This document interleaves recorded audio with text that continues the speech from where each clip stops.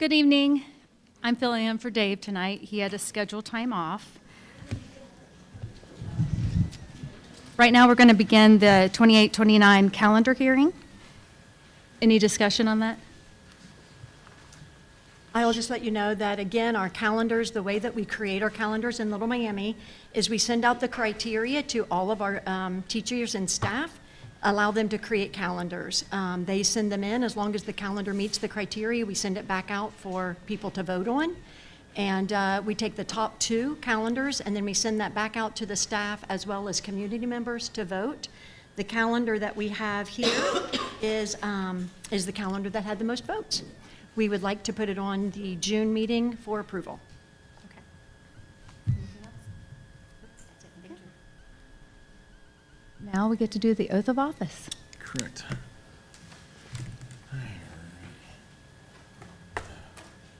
Welcome, Mr. Wood. Yeah, I do want you to stand. It's very simple. All you have to do is repeat that for me. I might leave the readers on, actually. All right. I, David Whiting, swear I will support the Constitution of the United States Swear I will support the Constitution of the United States and the Constitution of the State of Ohio, and the Constitution of the State of Ohio, and that I will perform faithfully the duties of my office and I will perform faithfully the duties of my office as a member of the Board of Education of the Little Miami Local School District. as a member of the Board of Education of the Little Miami Local School District. That's it. You're in.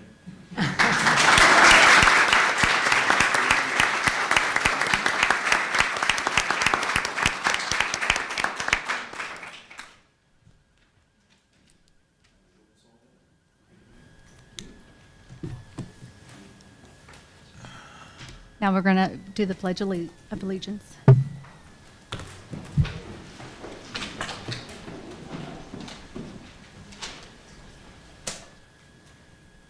I pledge allegiance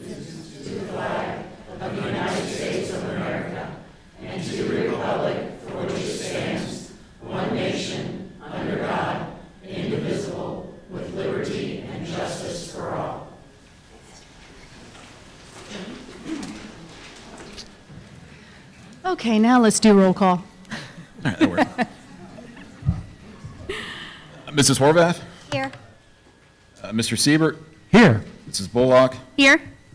Mr. Wallace? Mr. Whiting? Here. Thank you.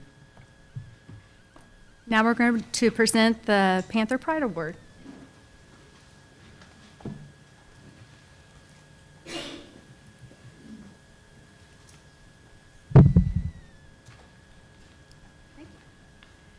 Each month, the Little Miami Board of Education takes time to celebrate the outstanding individuals who make our district such a special place.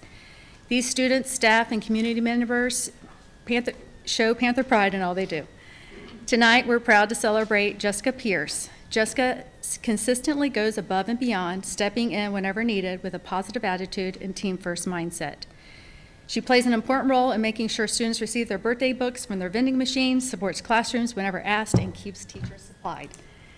I would now like to ask Jessica to come up front with Patrick Clark, the assistant principal at the ECC.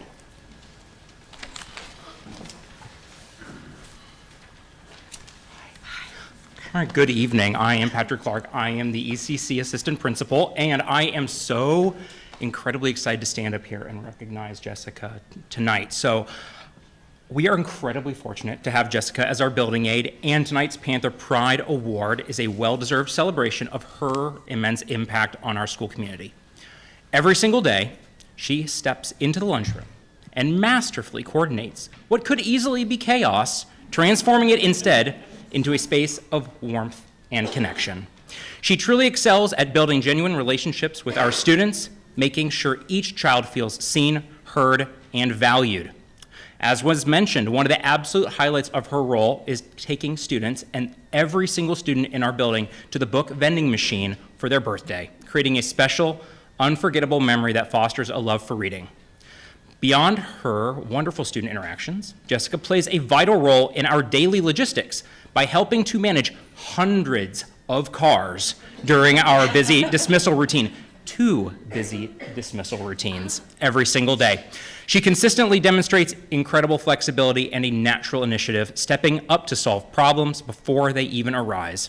No matter the task or the hour, she is always helpful when asked and will truly bend over backwards for anyone and everyone in our school. And I am so incredibly thankful that you are part of our ECC team.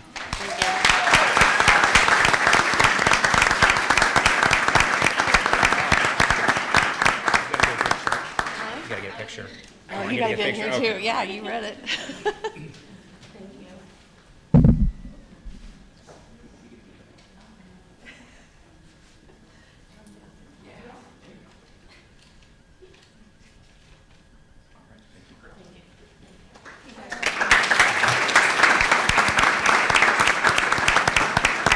Again, please join me in celebrating Jessica at this month's Panther Pride Award winner.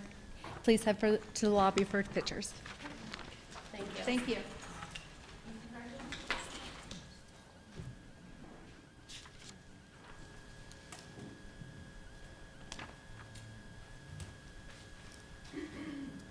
Little Miami mission statement. The board believes that it's the responsibility of the school system to ensure that each graduate is college and career ready. To these ends, an environment of high expectations and opportunity shall be created that fosters scholarship and citizenship and develops within each student the ability to become a productive and responsible member of society. Could I get a motion to adopt the amended agenda? I'll move. Second.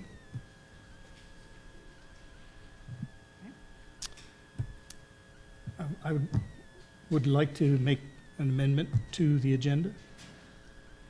Can I propose some amendments? Is that? I'll second that, I'll second that Well, I haven't proposal. made them yet. You have, it takes 2.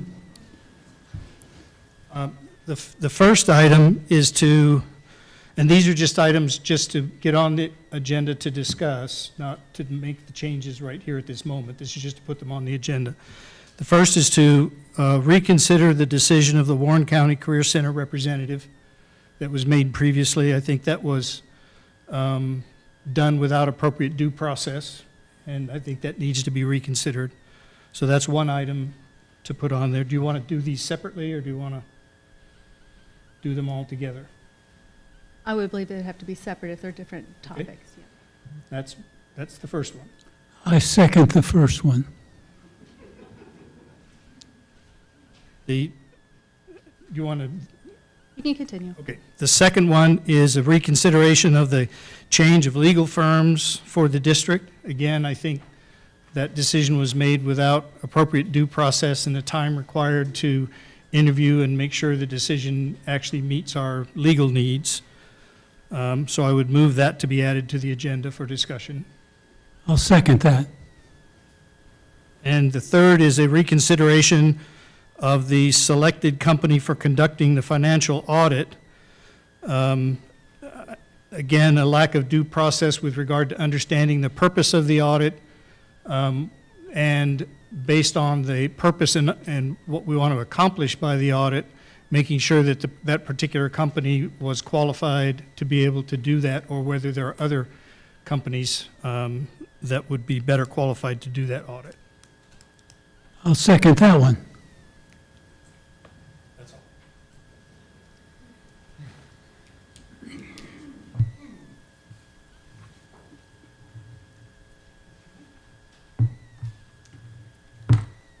Do you care where we add them to the agenda? Put them under my section, and I'll go ahead and call for them. Is that okay? Sure, that's fine. Could I get a motion to adopt or approve the reading of the minutes? Sorry. Are we gonna? Yeah, we need to Oh, vote okay, whether I'm we're sorry. gonna amend the agenda or not, and then we can. Through for Rich. we're gonna Okay. add it. I'm sorry. Yes. So we're going to do, Do we want to do all three together, or is everybody okay doing all three together? Or you want me to take a vote for each one separately? I would say separate. Separate? That's fine. I'm scribbling away. Okay. Hold on here. We better go back to these. Let's see here.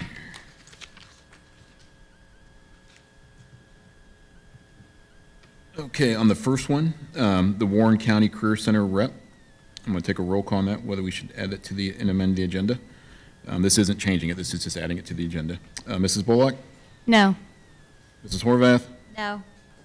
Mr. Siebert, Point of information, Yes. could you read that again exactly? The sound doesn't carry very Oh, I'm well sorry. back here. To have a discussion on the Warren County Career Center rep.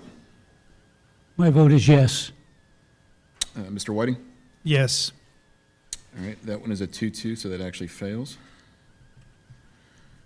All right, on the second one, for add to a discussion for the legal firm and how, the current legal firm and how they were chosen.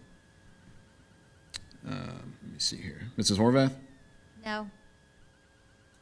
Mr. Siebert? Yes. Mr. Whiting? Yes. Mrs. Bullock? No. 2, that also fails. And the third is the discussion of the financial audit and whether the firm was properly vetted and I guess, has the necessary knowledge to do that.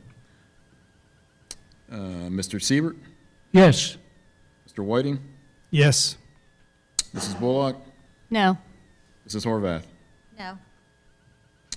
Okay, they actually 2-2, all three of them, they all failed, so we will not be adding anything to the agenda to amend it from those.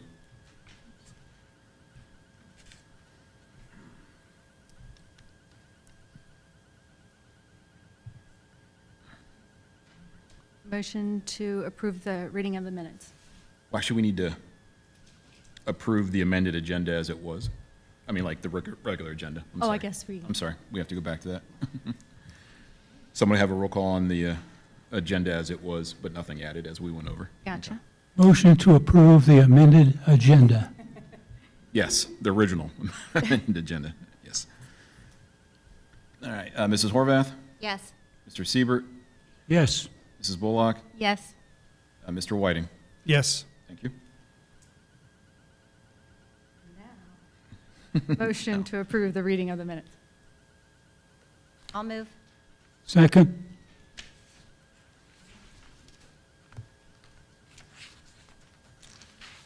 Mr. Siebert, Yes. Mrs. Bullock, Yes. Mr. Whiting. Do I vote if I wasn't here to, You can abstain if you like, or, I wasn't here yeah, to okay. Abstain. Mrs. Horvath? Yes. Thank you. Okay, now we have communications, visitors to the board. That's Yes, I would first superintendent. like to call Travis Showers up to the lectern.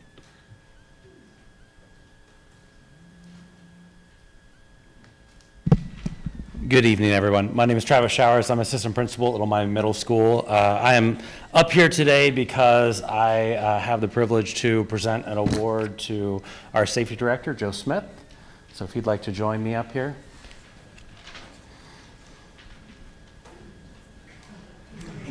While he's coming up. In almost 30 years as an educator, I've seen what we're required to do and what we have to be aware of change. In that time, my number one fear has stayed the same, and that is the safety of our staff and our students and our community members who come to our facilities. In my time at Little Miami, I had the privilege of starting to work on some of the safety procedures and policies that we have now, adding some of the systems to the schools as far as hardware and software, and I will tell you that it was something that I was happy to pass off. The district showed a lot of foresight when they decided to make this position something where it was a dedicated person who had law enforcement background, who had been in the schools as an SRO, and Joe serves so many different services. In addition to the ones that we all worry about, such as an active shooter in our schools, those are the ones that we know and are obvious and we see every day. The times where Joe really shines is on the times where we have students who are in mental health crisis, students who say things or do things in the heat of the moment that could harm them in the future as far as how it's handled, who's involved, and how we move forward. Things like informing the community of what needs to happen and what has happened and how we're responding to those emergencies are all things that are important to make sure that we have not only a safe school, but that we're transparent and clear about the things that we're trying to do to keep our school family safe. Many of the people in the district nominated Joe Smith as the Ohio School Safety Center Standout Award, and we received notification today that he was given that award and will be presented it at the School Safety Center convention next week. So everyone, if you please.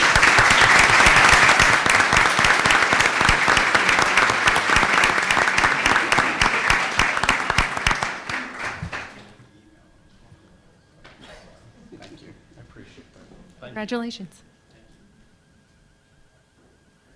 Next, I ask Chad Kunkel to come to the lectern.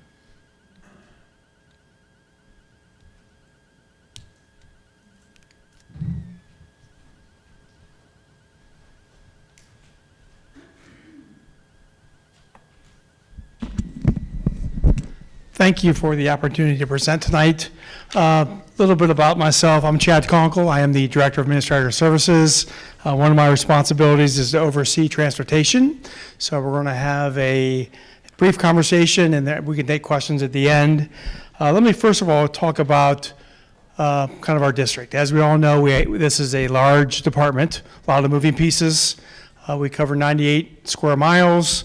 We drive about 1 million miles a school year. So put that in perspective, that's a lot of moving pieces. Obviously, 69 school buses, 4 special needs, and then also 6 vans. Our goal every year and every day is to transport students to and from school safely. That is the number one reason why we're in this business, to make sure students get to and from very safely. The second piece of that puzzle is we want to provide a good community service for our families. I believe this is not the best year for this department. I think there's a lot of room for growth, and our goal tonight is kind of talk about some of those moving pieces. But when you have to cancel routes, that is probably the worst thing that can happen in a transportation department. So we take these decisions very seriously, but I think after the presentation tonight, I want to just give you a picture of what that looks like. So when we cancel routes, again, that is the last thing that we want to accomplish when we're in this department. We have everybody that's possibly that can drive. There are 2 people in the office, Michelle Ferguson and Dawn Ward. They are both driving at times. We have 2 mechanics, Rodney and Hunter are both driving. And believe it or not, we have a maintenance person, Dave Tobler, who also drives. So, which is great that they help out, and we're very appreciative that they do this. But it takes away from their day job. So the model that we have is not set up for success. We're the first ones to know that. We do not like canceling routes. So I am thankful and appreciative of the people that do step up to help. So why are we doing this? I think there's really twofold. One is we have some open positions. We have at least 3 or 4 standby openings. Standby drivers come to work every day. They fill in for the people that are absent. And we have a route that's not filled. So we'll talk about recruiting here in a minute. But we also have a staff attendance issue. People that come to show up to work every day, they are valued. We want to make a positive culture in that department. But when you have 10 to 20% of your people absent, that causes a lot of problems. I don't think any organization in the United States can function with 10 to 20% of your fleet or your people that are absent. And the challenge is we don't have a pool of candidates to step up and drive that. So just a little understanding of why we're canceling. Again, this is the last resort. We never want to cancel a route. We are actively trying to recruit bus drivers. Hopefully you notice on social media that we are trying to advertise on a regular basis. We have a school bus parked here on the property with a big billboard on it. We've had 2 job fairs, one in November. The November fundraiser, or November job fair, we had 7 candidates, which I think is very impressive. One of those just got hired here recently as a bus driver. So that he attended the November job fair, and we also had another job fair in April. This was in conjunction with the Fine Arts Festival. We had 0 applicants from 8 a.m. to 12 p.m. Mr. Malone and I were there trying to recruit people to fill positions, and we did not have any applicants. So Mr. Staples, and I'll introduce Mr. Staples here in a minute, we have talked about what can we do differently. We put together a summer recruiting team. These are 3 bus drivers, Mrs. Messer, Mrs. Jump, Mr. Erickson. They will be working a lot of events in Warren County. Warren County Fair, any festivals, anything that we can have boots on the ground talking to potential bus drivers. We think that's the next way to go, is to promote our department, get people to show an interest, and then take them through the process. So kind of disappointing that we only had 0 applicants at the April job fair, but hopefully this summer recruitment team, and they're on the agenda tonight to approve. We do think that this is a next step to try to attract bus drivers. I think Mrs. Morgan has a good point, and I never thought about this, but think about all the Amazons and the Kroger delivery and FedEx and UPS. Everything now is delivery, so that's pulling from the candidate pool that we have. So I just think we have to think differently of what that looks like. Hopefully this boots on the ground approach will get bus drivers to come to our district.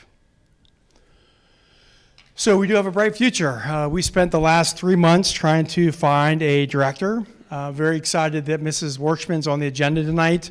She comes to us from Vandalia Butler, spent the past 9 years there as a director, has a ton of knowledge and experience. She also spent 6 years as a school bus driver in the state of Tennessee. But what I like about Sierra is she wants us to help build this program back up. We know that our department has a lot of growth areas. We understand that. And I think that Sierra is the right person to lead us. Very, very positive. I'm sure she'll be in front of the school board here soon, but she's on the agenda tonight to also approve. Let me talk a little bit about our routing system. I know that is a topic that's on the agenda tonight. We currently have over 300 routes that we have each day. I'm going to be the first one to admit that our routes are probably not as efficient as they could be. We have drivers that have layovers, 10, 15, 20, 30 minutes at a time. We believe that we can route those drivers more efficiently. The second piece of that is our goal is to have the morning routes the same driver as the afternoon routes. That is a big positive for us. Right now we're not there, but we do believe with a professional routing company that we can get to what our community deserves. So I am recommending tonight first student, and there's 3 members here. I'll introduce them here in a minute. They'll have a team of members that will help us route our district. They have over 600 years of experience. They route 12,000 vehicles a year, and Mr. Justin Kelman is here tonight. He's a Little Miami resident, and he is a parent of an incoming kindergartner. So he will be our direct lead to make sure that our routing system is what our students and parents and community deserve. So we're excited about what this opportunity looks like. So what will first student do? Well, first of all, they're going to do a deep dive into our current system. What's working well, what's not working well, how can we be more efficient? And they're going to rely on our internal team to give them the insights of all of our roads. For example, Ford Road. School buses should not be going down Ford Road unless they're dropping or picking up students. So those are things that this routing company probably don't understand, but our goal is that our internal team can help them or help us get efficient routes. And lastly, I'm going to introduce to you Mr. Staples. Mr. Staples is our current director. Mr. Daniel Dearden. Dan oversees all of routing in First Student. So he is the main person that will see the routing. And then obviously Justin, who we just talked about. Justin is a parent and a resident, and we look forward to working with this team as we move forward. At this time, I'll take any questions David, Daniel, and Justin are here if you have any questions that we can answer.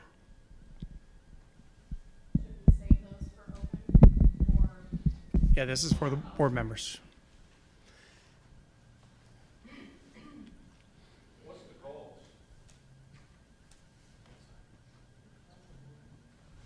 Questions?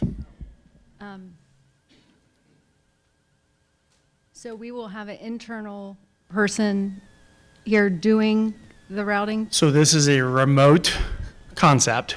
So everything will be web-based, but they're a phone call away, and obviously we have a Little Miami parent that will be a lead contact to fix this routing. Yes. So they are on site physically? No, they are not. Well, the reason I have a concern with that is because I know that we had a part-time router at some point, and we were trying to increase his hours because he really needed to be on the campus, right, for any kind of problems that were arising. So we were already bumping that up to a full-time position.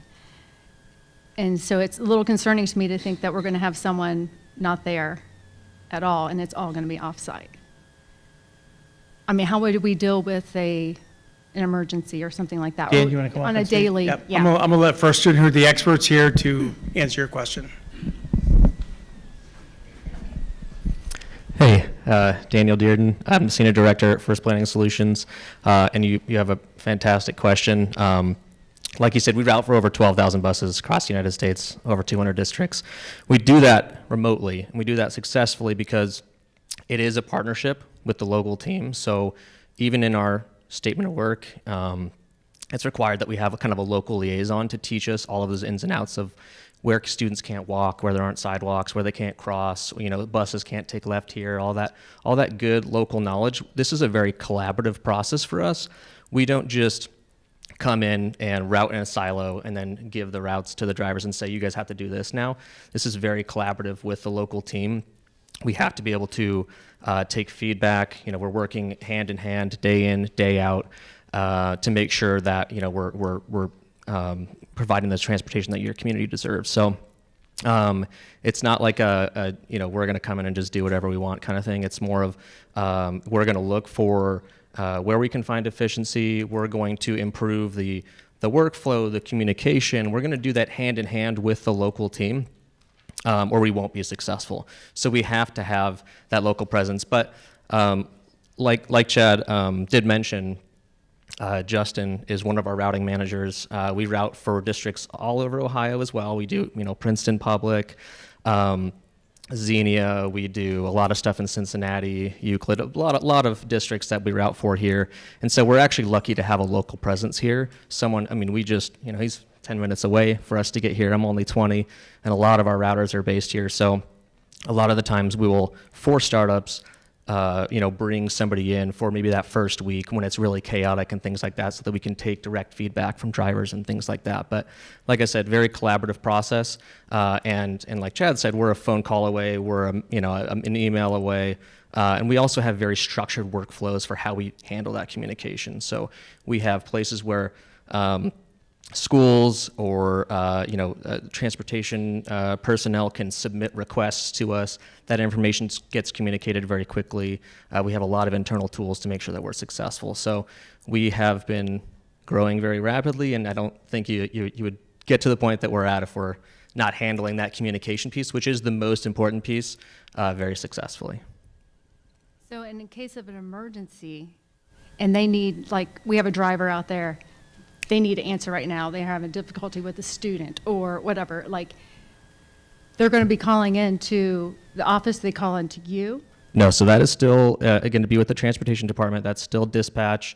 That is still, the local team that's handling that. Now, if there needs to be a permanent change that has to go on an ongoing basis, they're going to let us know, hey, this is what happened and this is what we need to change. If they need any type of advice or something, they say, how are we going to handle this today? Can we get another bus over there? We can help with that. Again, we're a phone call away. But in most cases, the local dispatcher, they understand these routes, right? We're working in tandem to make sure that everybody understands what's going on. And they can, of course, splice those things together as they do, kind of in the magic of dispatching. So I just had a couple clarifications and a question. So your role is kind of threefold. You are looking at what's going on in the department currently, giving suggestions for improvement, and running the day-to-day all at the same time, all three. That is correct, yes. And this is not this isn't a long term, it's a short term. Is that correct? No. So we generally work on like a year-to-year kind of contractor basis. We can do multi-year, 2 years, 3 years, things like that. But it is an ongoing relationship, right? We're essentially becoming an extension of the routing department. We are just, or I'm sorry, of the transportation department. We are just the routing silo. We're the utility belt.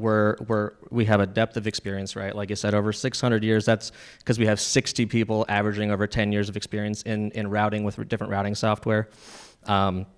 And yeah, I mean, we have, I know I talked to Chad as well about updating possibly the software that we're using. We're using very outdated software. We're experienced in all of that stuff. We've done it for many, many years. So it's generally an ongoing relationship because we're managing that routing.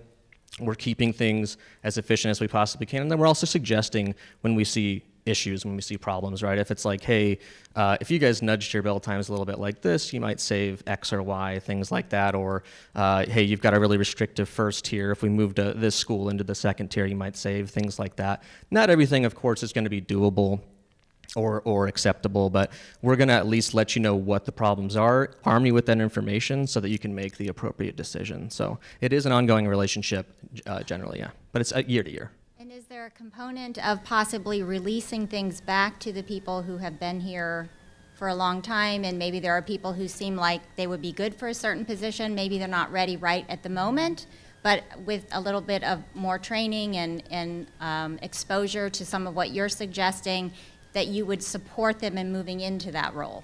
Yeah, what we actually see is, like I said, we work with a local liaison. Oftentimes that's somebody who has a little bit of routing experience. Might be dispatcher, might be a driver, location manager, it could be any number of things. But when we work with that individual, they tend to learn about the processes, about the best practices that we're employing.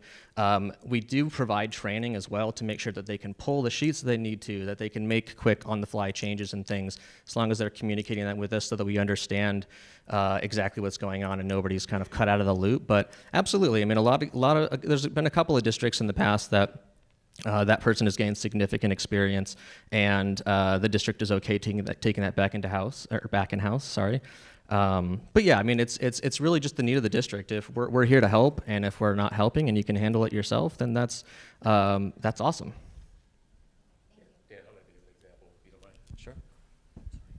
First off, pleasure to be working with this district. I've been here now about 7 weeks, I think it is, something like that. Great group of people, great group of drivers, administrators have all been great. So thank you guys for allowing us to partner with you. First Student is really a company that's obviously huge, but we're really here to support the industry as a whole and to be a partner to many districts out here like yours, okay? And if there's a need that we can fill in a district, we try to fill that. If it's just coming in and working with your maintenance folks, or working with your routing folks, or working with your management, that's what we do. Example I'll give you is Aurora, Colorado. They had 106 routes 3 years ago with 36 drivers, okay? And 106 routes. I was able to find 55 First Student drivers from different parts of the country, put them in there to support those 106 routes. Over the next 3 years, they staffed up with our assistance and guidance to the point where 3 years later, we have 10 drivers there, and this year was their last year. That's the void we were able to supply Aurora. That's the type of thing that we try to do with districts. So you asked the question, is there a transitional way back out? Absolutely. We're here to fill a void if that void is there. But we're also here to support you in whatever way we can. So I want you guys to know that, all right? And thank you, Chad. Thank you, Superintendent Morgan. It's been just a great relationship so far, and we want to build that for as long as you guys want us, need us, and we can support you.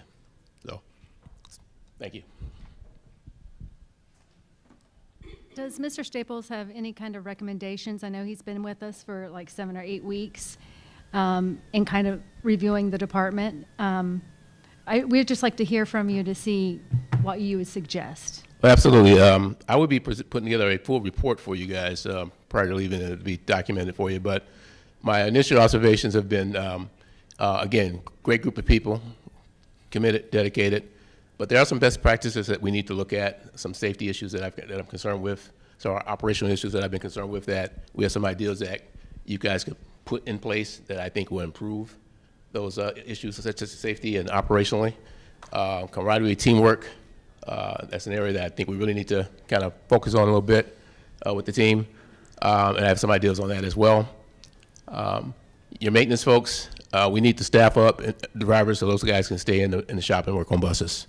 You know, that's really a big challenge for you here. So yes, there's a lot that I see that you guys are doing well. There's also some areas that I believe that we can help you with improve, and my report should do that. Okay? Thank you. Yep. I wanted to say a couple things here.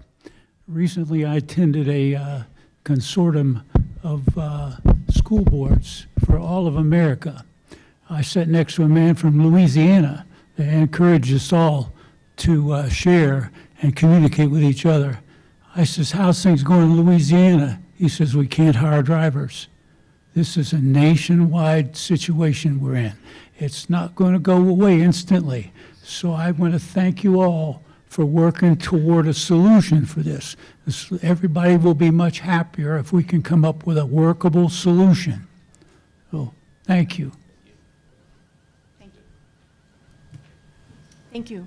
Thank you, Dr. Conkle. I would like to ask the board, talking about transportation, I would like to ask for a special board meeting in June where we can sit down in a square and really talk about transportation, how we're going to not cancel routes next year, how we're going to take that off the backs of our parents. That's not where it belongs. And how we can move forward in a manner that our routes are covered every day. So come with ideas. Exactly, brainstorm ideas.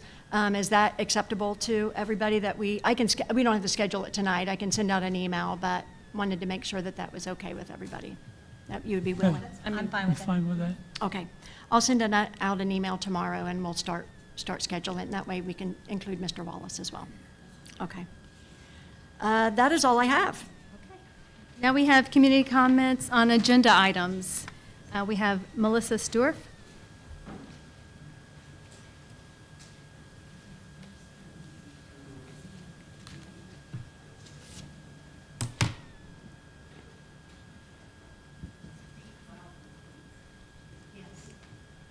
Good evening. I am a parent, I'm a resident, and I am also an employee of the Transportation Department. There are drivers that can answer some of these questions because we have a lot of experience, a lot of knowledge, and a lot of compassion in our department. As far as the routing goes, we have an individual, Michelle Ferguson. She has been filling the role of 4 people over the past couple of months.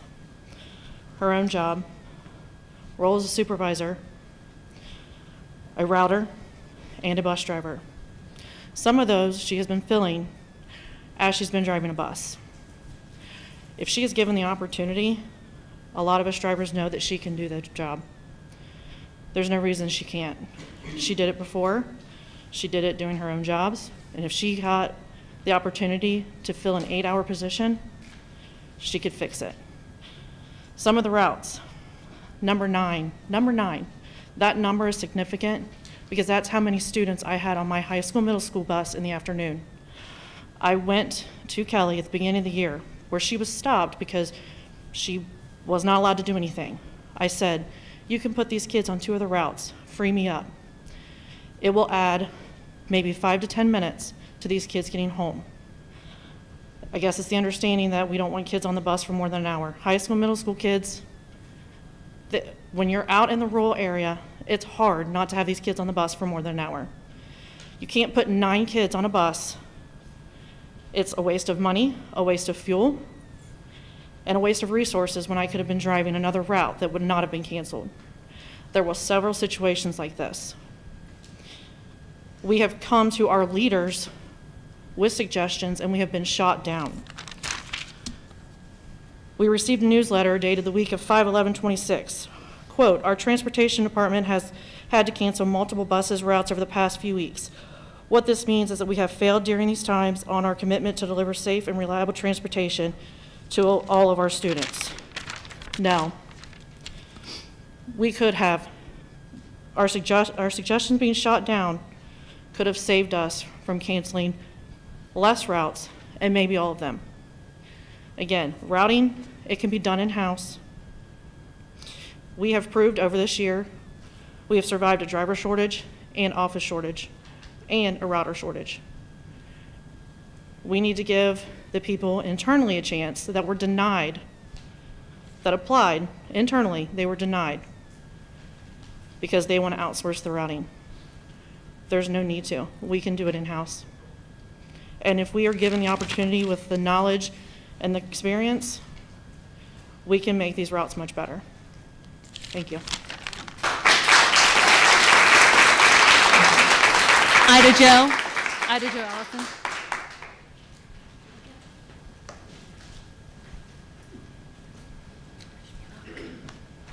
Hi, everybody. How are you? I'm Ida Jo Allison. I am a proud former bus driver. I drove for this district for 18 years and then went on to Blanchester. 23 altogether. The only reason I quit was because my husband was sick. I'd still be on that bus. I said they were going to have to take me off with my dying breath, but that didn't happen. Anyway, I'd like to say something about what's going on here. It breaks my heart. And it breaks my heart that the people that I know and love and have worked with have caused some of this. And I mean that with all due respect. But I'd never in my life seen so much just seeds of dissent. And it wouldn't have been done under Jean or Michelle. And I'm disappointed that Michelle Cole was supposed to talk at this meeting one time and she was asked to leave. That's disrespectful for someone who is a genius at what she did. She could run this place by herself.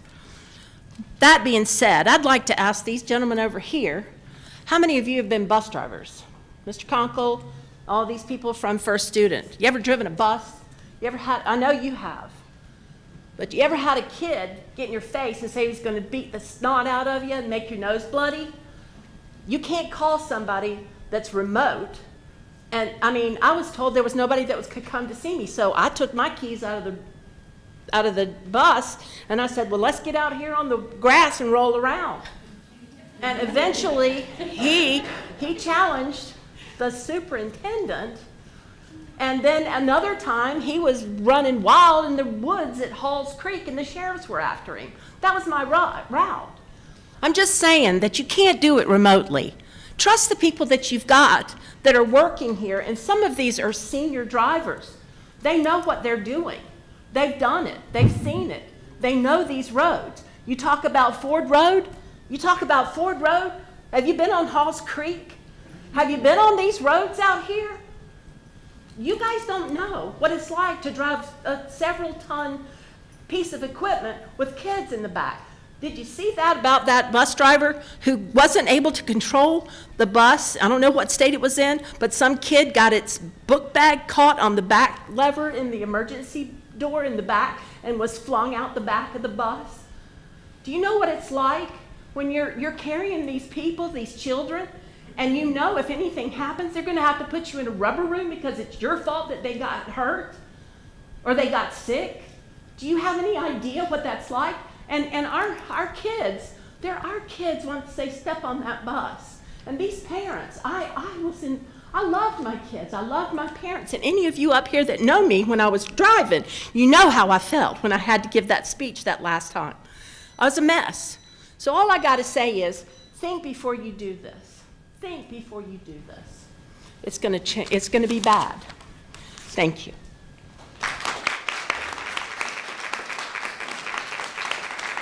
We are very grateful for people contributing here. I just want to respectfully remind you to please only address the board. Thank you. Vicki Greger.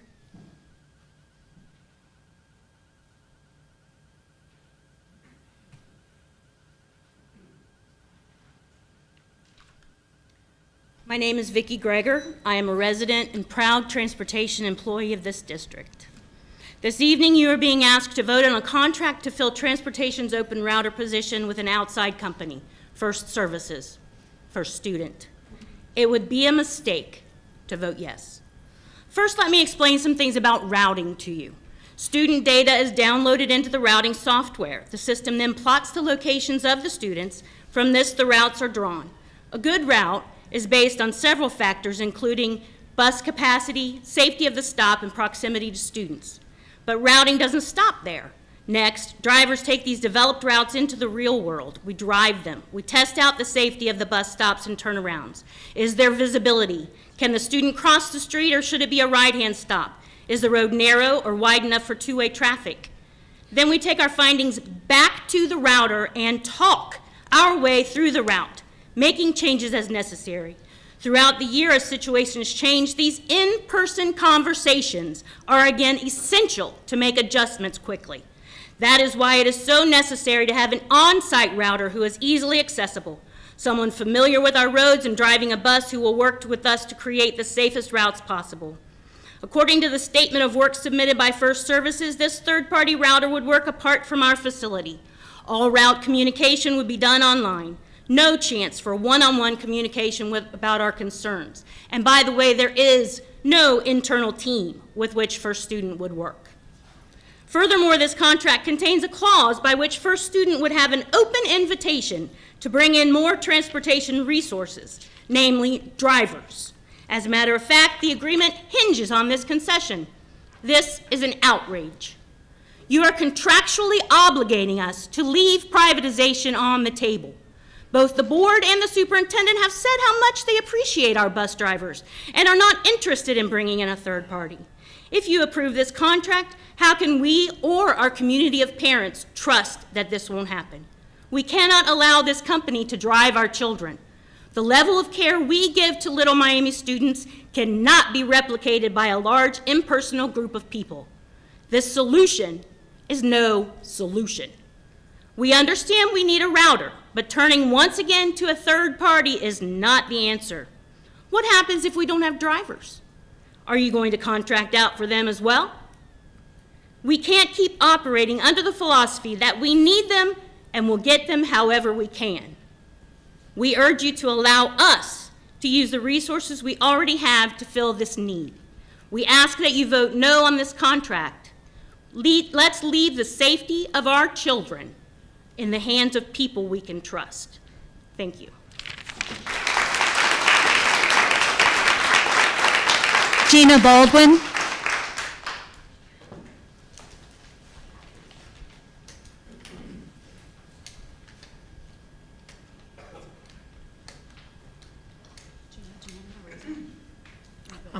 I'm good, thanks.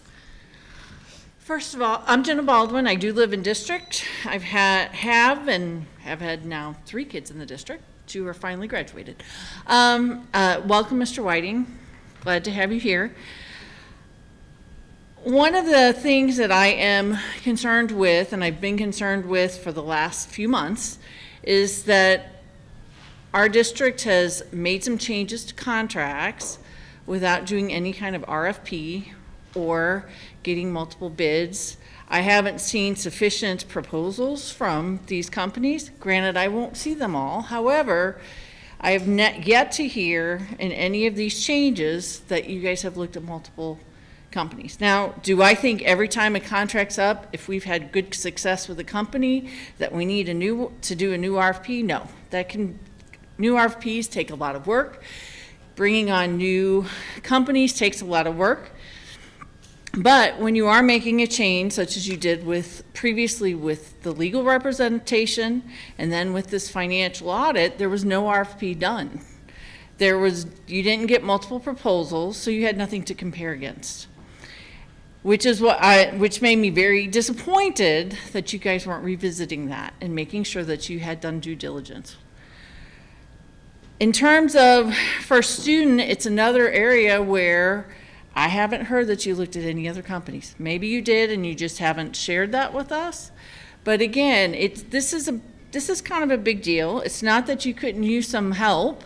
However, I do think the bus drivers have some ideas that should be listened to.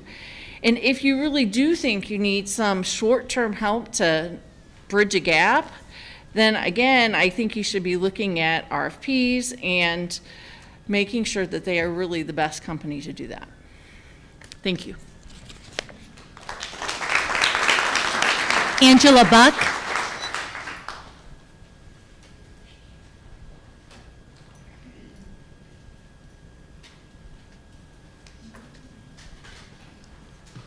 Hello. My name is Angela Buck. I live in this district, and 6 of my grandchildren attend Little Miami. I've invested 4 years as a professional bus driver here and 27 years in school transportation overall. I have been a router. I have been involved in operations and departmental planning. I'm speaking tonight because issues in our department are not new, and they've not been corrected internally despite years of warnings from people who work in our department daily. Our transportation department has not had a leader in school operations and routing for over 4 years that is experienced, and this is the result of it. Yet we do not experience in our department that has continually held us together through it all. My first year here, I have raised concerns in our routing system. The routes were long and inefficient and unevenly populated. Drivers were frustrated. Most of us tried to help with our routes and turned down. I brought solutions many times to the administration and even to the board, urging a full route evaluation. I've been willing to reroute drivers efficiently for 4 years now. And this is the result of it. This is what I do now. Fergie puts them together on the fly, and I do this along with. Each day I get 2 different routes I do with my route, depending on. Many of us have come to administration to try to combine routes in a structure so that this would not happen. We were denied this for the past 2 months, and we had cancellations that we as a team and a group believe were not necessary. We believe that we are being pushed into the idea that we have to have outsourcing. Now, at the close of the school year, those of us in the Department of Knowledge and Routing experience and commitment to improving operations remain willing to rebuild our department, yet have been denied still.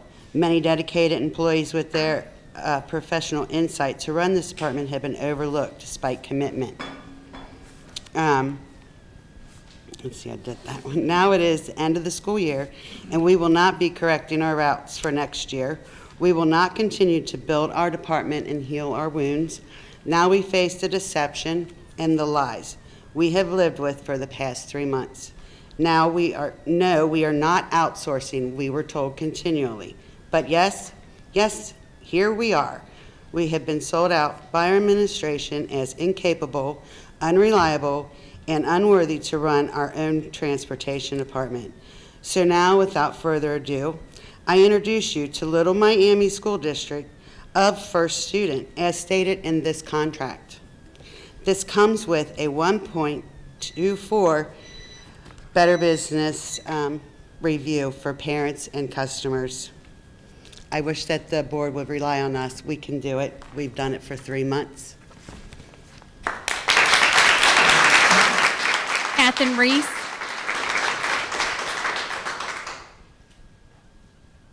Is that Catherine Reese?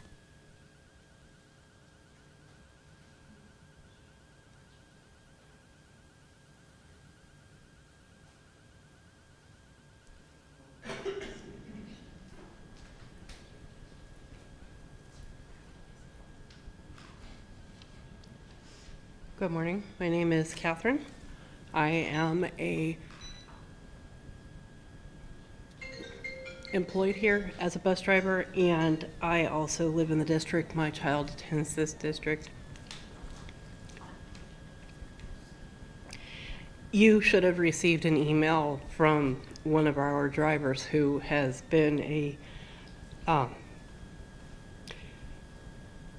transportation director at another school. She went through and actually summarized the concerns with the current SOW A lot of stuff that wasn't addressed happens to be the fact that there are no performance guarantees, no measurable KPIs, no service guarantees, no penalties for poor routing performance, no on-time metrics, no route efficiency benchmarks, no accountability standards. The district is going to pay $48,000 regardless of routing quality, parenting complaints, mileage increases, staffing strain, and route failures. Mr. Gonda, we recently just had Versatrans updated. I'm sure that cost a little bit, but this is $48,000, and further down it says, and other services as needed at whatever price is not listed. There's a potential conflict of interest language. This clause stands out. The delivery of consulting services is contingent upon a determination that such engagement shall not prevent any company affiliated with First Services from being awarded a contract for student transportation services. This to us sounds like what the gentleman said over here.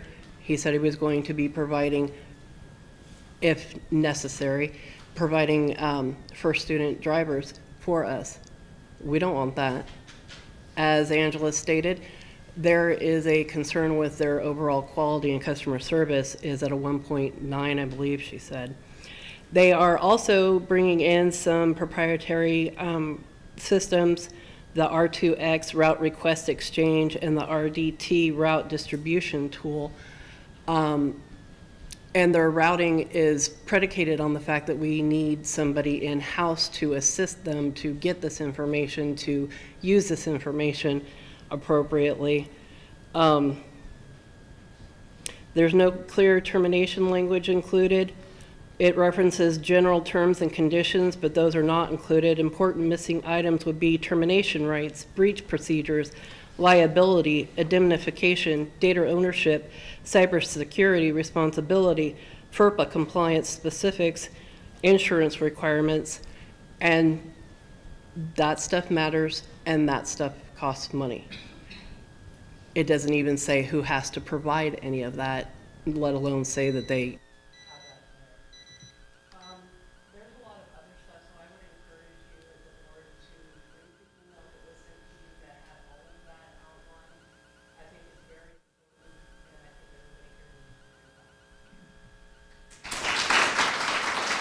Darby Body.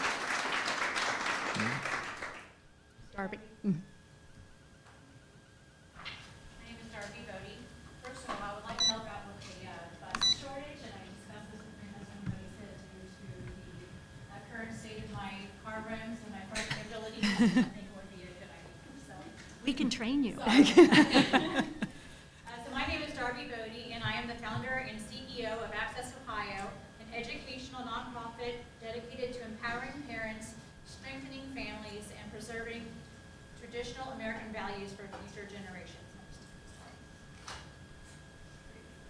For months I have heard, can you hear me okay? Okay. For months I have heard disturbing reports coming out of Little Miami. Nonstop bullying, physical fights in bathrooms, lack of transparency and accountability, and incidents repeatedly swept under the rug by administration. Equally troubling is the mismanagement of taxpayer dollars and the communications director and his repeated failures responding to public records requests in a timely manner. He has also refused to do his job of serving the board and the families who pay his salary, and I'm glad to hear he is resigning. It is also very concerning that the superintendent maintains a close personal friendship with David Whiting's wife. Many have questions regarding Regina's potentially improper influence on Judge Joe Kirby's decision to pick a two-time election loser for the open board seat. The community clearly did not want him on the board. It is no surprise that Homegrown Alliance, an alleged anti-Christian hate group that is openly racist against whites, Okay. and aggressively pro-LGBTQ, along with the woke PTO and the non-education-focused teachers union, all strongly supporting Mr. Whiting. These alliances make it crystal clear where this district is headed, deeper into indoctrination. It appears critical race theory and gender ideology are being strongly pushed in this district, and the real victims are the families and the children of Little Miami who are forced to endure it. It is a shame they use the Holocaust as a political tool to remove a conservative board member and replace them with a woke candidate who appears not smart enough to define what a woman is. So tonight, Mr. Whitey, Be respectful. define what is a woman?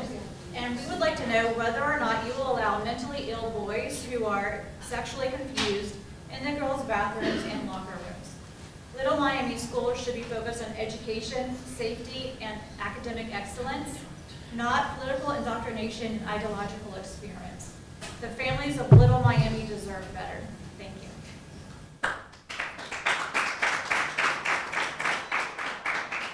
Vanessa Stricklentham.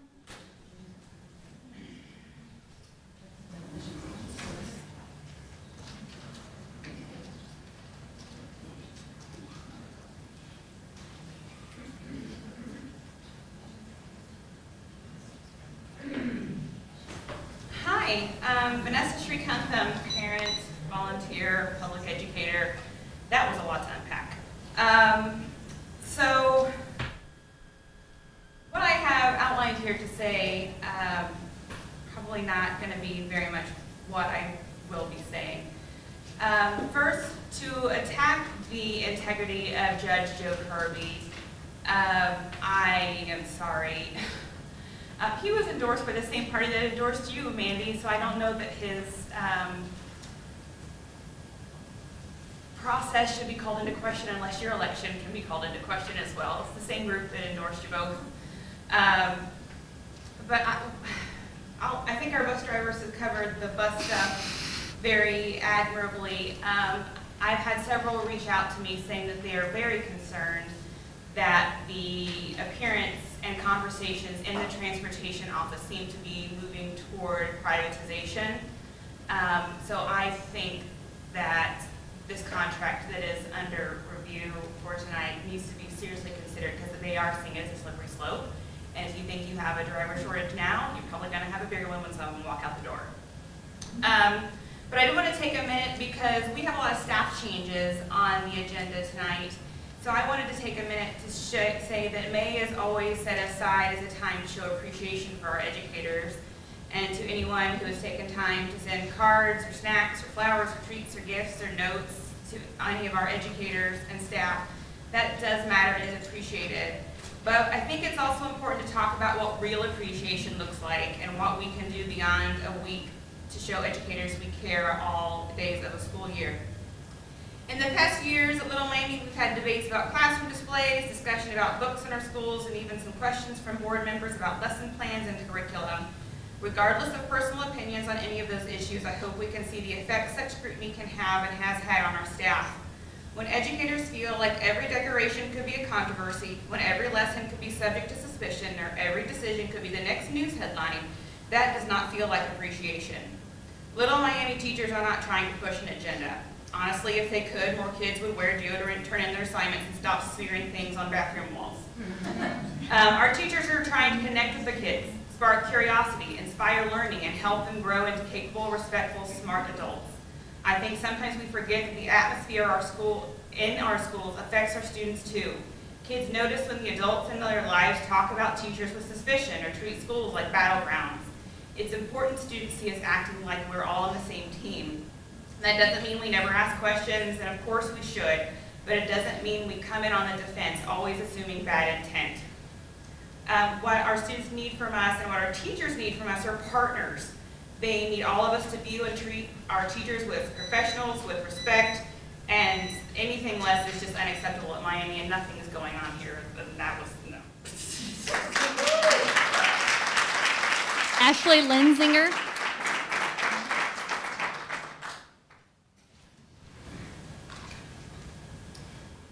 My name is Ashley Luzinger, and unlike Darby Body, I'm actually a parent of two in this school district and a resident and a taxpayer. For context, I have a background in process improvement and change management for a national grocery chain, one called Kroger. Our mission was to evaluate operations across identified departments, tying back to 3 missions: improving customer experience, improving employee work life, and reducing costs of doing business. This requires leaning into experts, stakeholders, employees across various roles, understanding and learning the technology being used, visiting competitors, and so on. thus identifying what's feasible, potential root causes, and ultimate solutions to accomplish said mission. We were responsible for keeping our stakeholders in the loop on a regular cadence before moving forward in any capacity. This isn't very different from what is about to be voted on tonight. Beyond improvements to the nightly texts about the next day cancellation, there has been little to no communication or transparency from transportation or the board. What I'm hearing tonight is after several weeks of a third party, the gaps are attendance, our school district is big, and people aren't coming to job fairs that we're not marketing. So at minimum, what is the plan for you to share what you know and what you don't? When will we hear Mr. Staples' report out, and at what cadence? What is the third-party service evaluating and how? How frequently and in what manner are they accountable to the district or the board? And also, what has been found or identified for short and long-term solutions? And last, how are you marketing job fairs and all of these open positions beyond social media? This also leaves me wondering, what is the actual mission of this task at hand?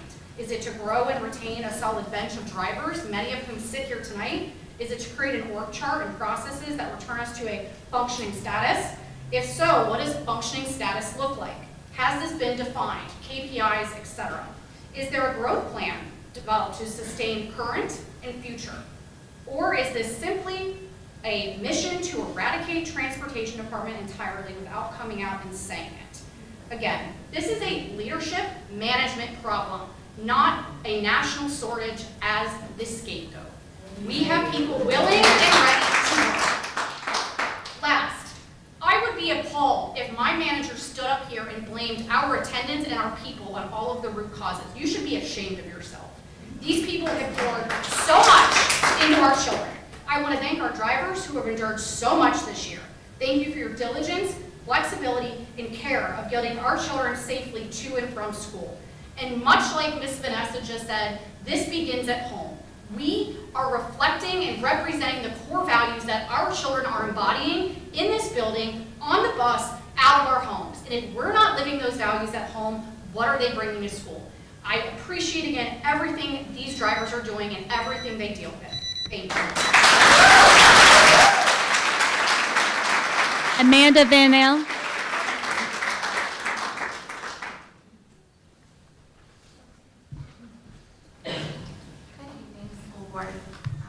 I appreciate, as always, the opportunity to address you. I wanted to thank Mr. Lading for joining our school board. I'm so excited to see our board full again. I think it's really disappointing that we haven't been able to have a full school board for many meetings, and I think you all will find him to be a very reasonable and compassionate person, and I'm very glad that he's going to be joining our school board.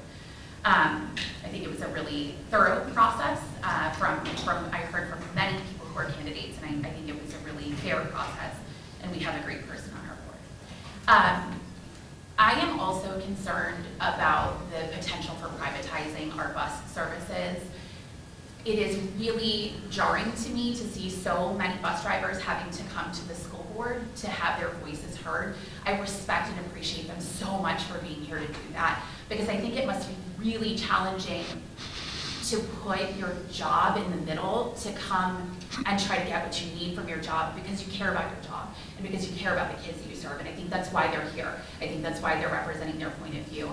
And I am concerned that they're not feeling heard from a management standpoint. I don't think they would be here tonight talking to the board about these proposed solutions the way they are if they were feeling heard by management. And so I do have concerns about that. And then I just wanted to encourage our board to please continue to listen to local voices, families that live here, people who pay taxes here, people who are attending our meetings, who are reaching out to you regularly, people who are working with their children's teachers and their administrators, people who donate money from within the district, who are part of things here, who are working to find solutions, who are volunteering in the schools. Those are the people that you have been elected to represent, and those are the people that are working with you to be a part of making our school district excellent.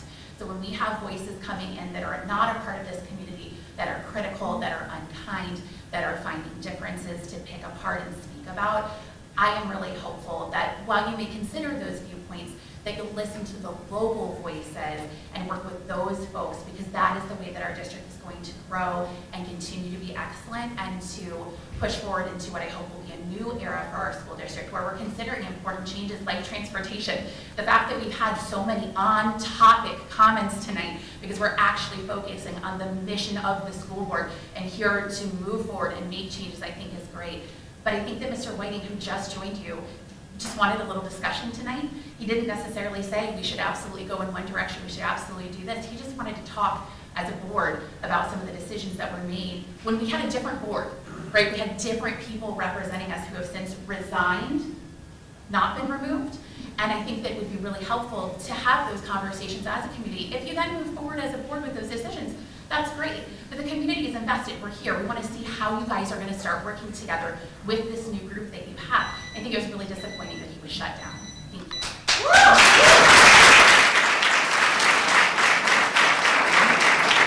Terry, treasury reports from Terry.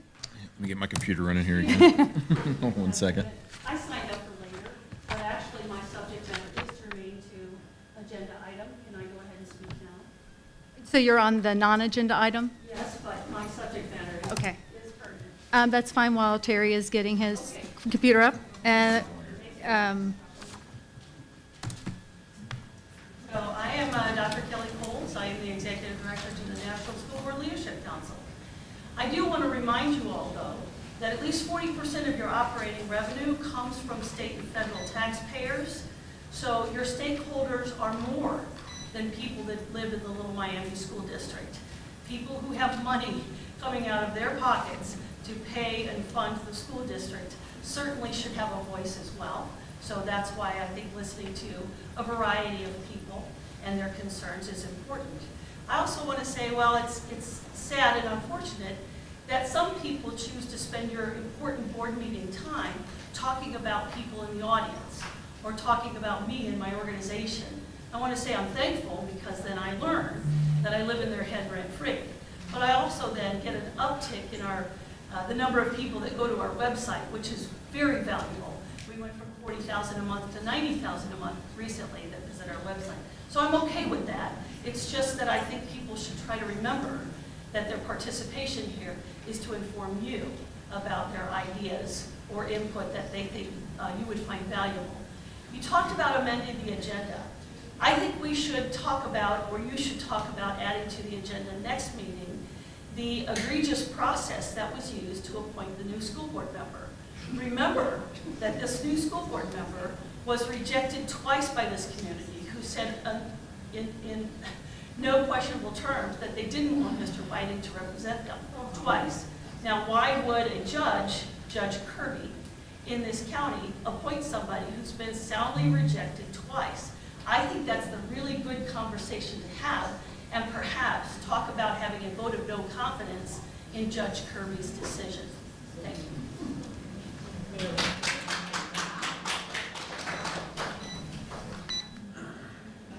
Terry, you ready for treasury reports? I think I'm ready. It's working.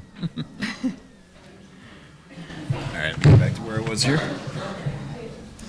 Sorry, I'm jumping all around here. All right, under Section E, number 1, contracts. I asked for the board's approval of the contracts as listed, please. So moved. I'll second. Terry, under this section, I know there's Yes. multiple contracts. There's 18, actually. Yes. I'm sorry, so many. Is there any way to separate, obviously, I would like to separate the first services, routing services contract? Yeah, we To can. I vote on guess. that separately. Yeah, we'll have to, I guess, take a vote to amend the agenda and then vote again That's why I to was like, move yeah. it. Yeah. All right, let me get some, hold on, I'm getting more paper. We might have differing opinions on that one. Let's see here. You just want to divide them up? We can just divide it up. Is everybody's fine with that? You want to divide them up, or you want to amend the agenda? One? No. We can vote to amend the agenda to pull the one out. Otherwise, we got to vote. We can vote each one separate. There's 18 of them. No, I was just saying, just if we could pull the one out and vote on that separately. Okay, I think we need to propose that and have a first Okay. and a second, all that. Can I get a believe. motion to separate the first services contract to vote on that separately?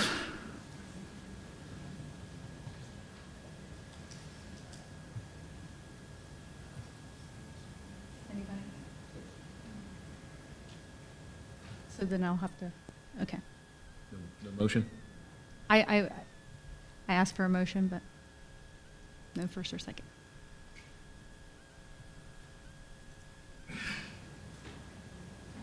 No motion, then So we're going to vote on as we'll a vote on block? the way they are. Yeah.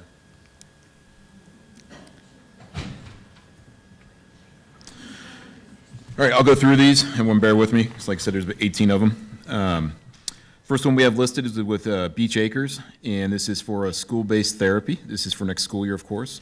A lot of these are for student services, by the way. That's typically what they usually are. The next one is with Be Well. This is for psychological testing. That's to wrap up this school year, actually. I believe it's over the summer. We have 2 curriculum purchases in here. The Interactive Science, which is SAVIS. This is, I believe, K through 8 science material. It's a 6-year, not just one, it's a 6-year deal. And then we have History Alive, of course, social studies history, and that is, I believe, let me see here, that's social studies, yeah. And that is also a 6-year program, or curriculum for all 6 years. That's one price. The next we have Gifted Healthcare. This is for an intervention specialist. We have School Psychology Services. Obviously, it's for psychology services. We have a student placement at St. Rita's School. We have the Butler County Educational Service Center. This is for vision impaired orientation and mobility services. Of course, we have the First Services routing services, just routing. That's all that's on there for next school year. And I will throw out that that is a savings compared to what we are going to have the former employee in. I didn't calculate any other ones, but that's a $24,000 savings to what it would have been to a full-time employee that was in the position before with retirement and so on. There's a difference of 24, so it's 24 less. There's Elite Kids Therapy, which is for speech testing. We have Elite Kid Therapy for occupational therapy testing. We have 2 with the Warren County ESC, one for speech testing and one for OT and psych testing. We have another one with a smaller one with St. Rita's School. This is for ESY services. I believe it's reading, if I'm not mistaken on that one. And then the next 3 actually is with CBTS, which used to be Cincinnati Bell. And I might need tech help on this one. But this is to move our current phone system over to a new server. We're going to get rid of some of our copper lines that we currently have with Brightspeed and have everything working on a new line and getting set up for where we're going in the future here too. And actually, we're going to save money on this. It's recouped in 2 years. These are one-time fees. So we'll end up paying like $412 monthly, and I believe we pay around $1,600 a month right now for the other lines that we're getting rid of. So we're going to get rid of, move these over to a new server, and where's Steven? Is it all fiber? Yeah. Yeah, internet-based. Thank you. And then the last one's Hometown Ticketing. Obviously, there's no cost to that. That's our online ticketing platform that we use for people to buy tickets to games and so on. So there's 18 of them there. Let me see here. Any questions on any of them? Well, we'll go into discussion, but I need a motion. Oh, we had our motion. Oh, did we? Okay. Yeah, we had Mr. Siebert, Well, Mrs. Horvath. Okay, great. Okay. Well, obviously, I'm going to want to talk about the transportation, about the routing services. It's hard to ignore all the discussions I've had on the phone, emails, and now tonight, all of our bus drivers coming out and expressing that they could do this in-house, that they have the experienced people to do that they feel like they haven't been listened to. And I just can't ignore that. It's hard for me to say yes to a contract at this time, but I'd like to hear from everybody else. Well, I don't think this decision was made in a vacuum. I don't think it was made off the cuff. I feel like there's a memory loss with respect to what we went through over the last many, many months. Many emails, many phone calls, many people who were very broken, by the experience that they're having at the transportation office. It doesn't mean that there aren't talented people there, but I think the talent was being buried underneath the dysfunction, and that there needs to be a way for that talent to rise up again and to be in their rightful positions. But given everything that we experienced, and we went to the high school and did a roundtable about all of it, and we all went into a private room, and we all talked about as many options as we could come up with in what seemed like an impossible situation. And at that time, we all agreed with this. And my perspective on it is not like replacing who we are and replacing our transportation department, but building it back up and healing it and bringing in the people into the positions that should be in a healthy way so that we move forward long-term in a healthy way. I feel like a lot of what we've gone through is being lost, and one of the shining points of this is I think bringing in this third party has brought some of you together, but this is very new and very different than what it sounded like just a short time ago. I just don't want them to feel like they're overlooked and they're not being heard. It takes a lot for them to come up here and speak in front of all of their administration and the board, and basically they're like put their job on the line is how they're feeling. Well, see, I would not say that we're not hearing them. I think you're forgetting that what we heard a short while ago. It was a very different story than what we're hearing this evening. So there are many different voices and different views to be heard and taken into account.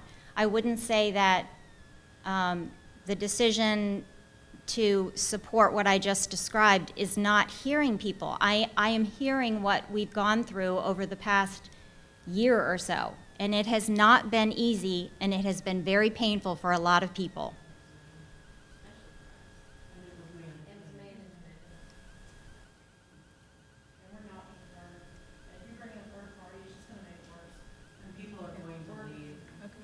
Okay.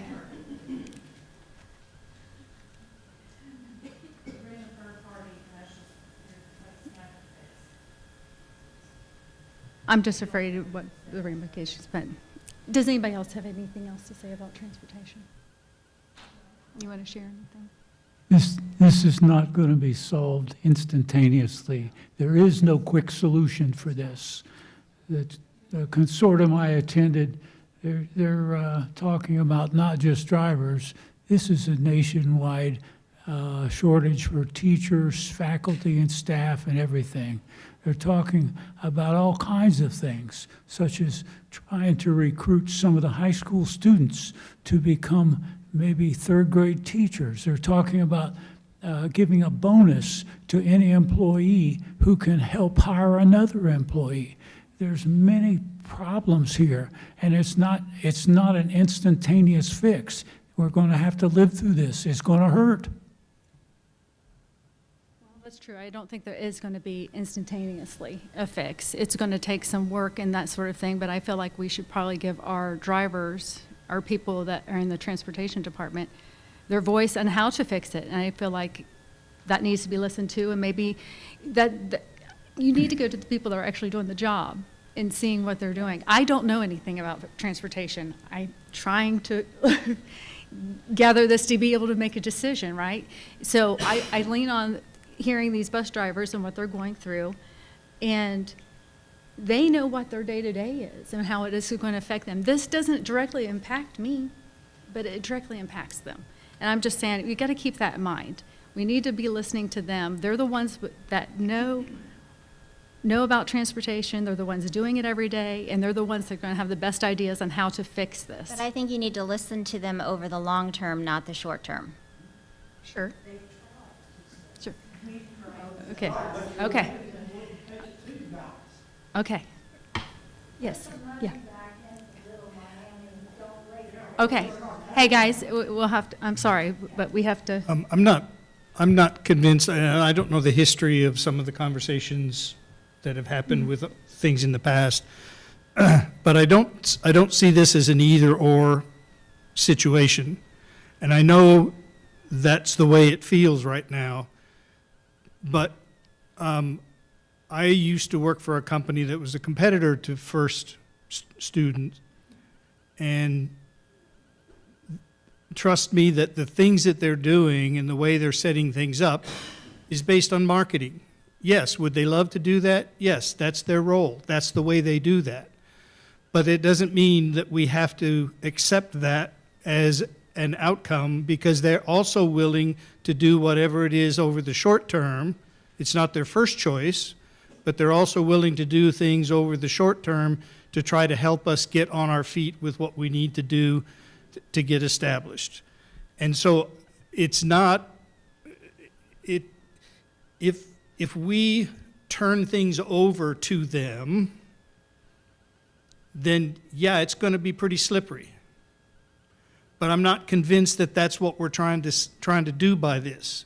We're trying to inculcate some experience and extract from them the kind of experience. Again, this is my understanding in, what, an hour and a half? I know, right?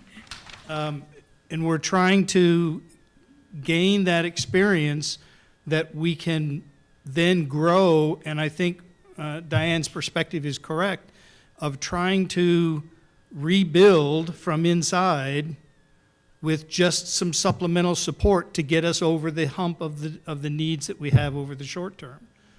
I believe that we ought to have local staff and local operation and not necessarily outsourcing. I don't think outsourcing is a good idea because it's a community-related thing. It's not we're not trying to put people in Houston, Texas, we're not trying to help their retirement funds.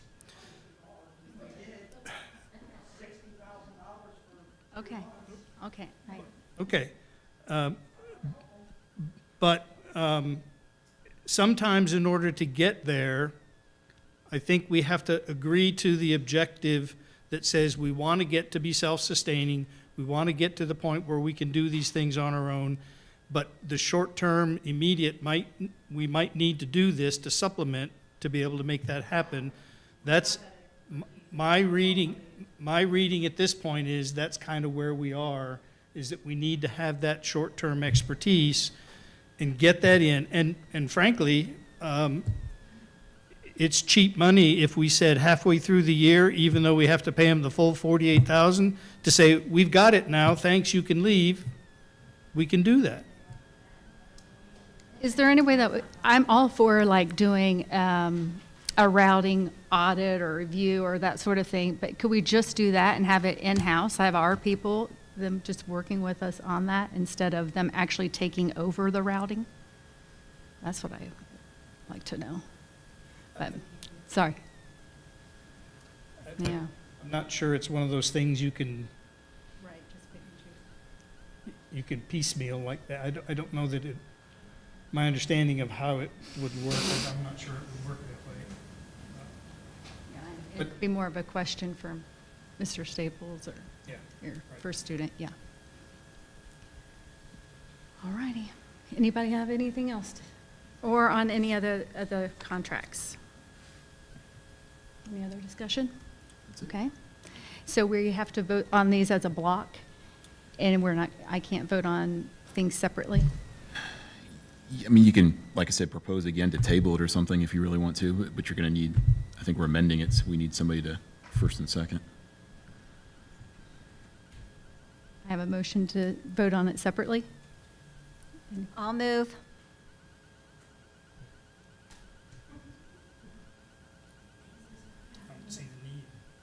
Well, it's just because if I'm fine with most of these contracts, and now I'll have to.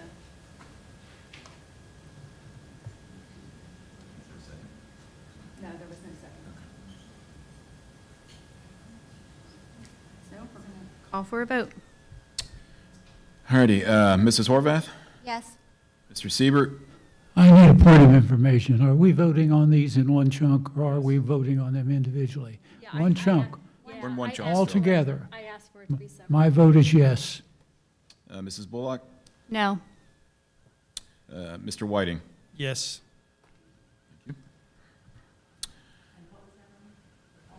That was all of them.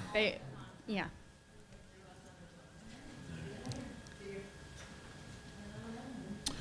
Next, under item number 2, ask for the board's approval of Resolution 26-013.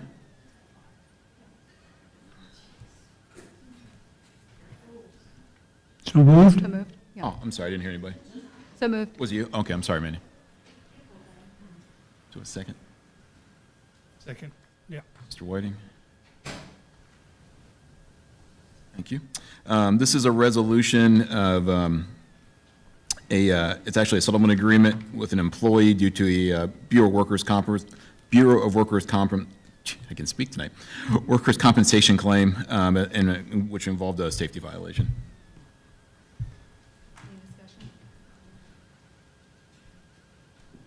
Okay, call for a vote. Mr. Siebert, Yes. Mrs. Bullock, Yes. Mr. Whiting, Yes. Mrs. Horvath. Yes. Thank you. And then last, I ask for the board's approval of the donation as listed. So moved. I'll second.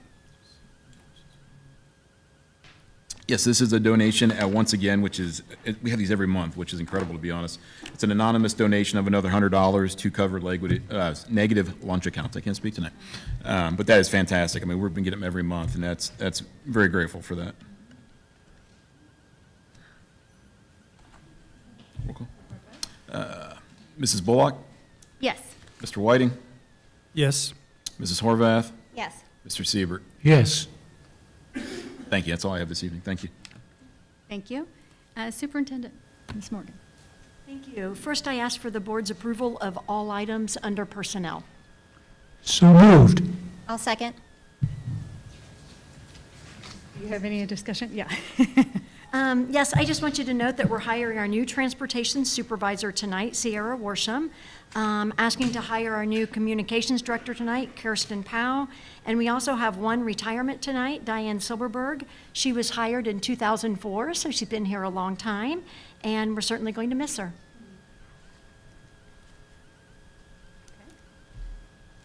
Is there any way to separate, I have one of these also that I'm concerned about, that I might have a different outlook. Is there any way to separate one of the contracts?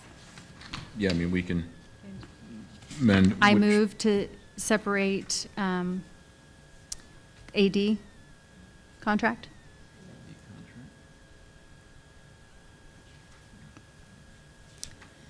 So you're the first, right? I'd like to make that you're the motion, first. yeah. So is there a second?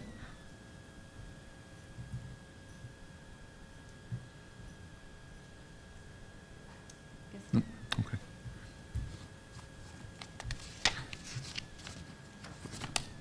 All right, did you go for roll call? Roll call. Mr. Whiting, Yes. Mrs. Horvath, Yes. Mr. Siebert, Yes. Mrs. Bullock. No. Thank you. Okay, thank you. Next, I ask for the board's approval of the 27-28 academic calendar.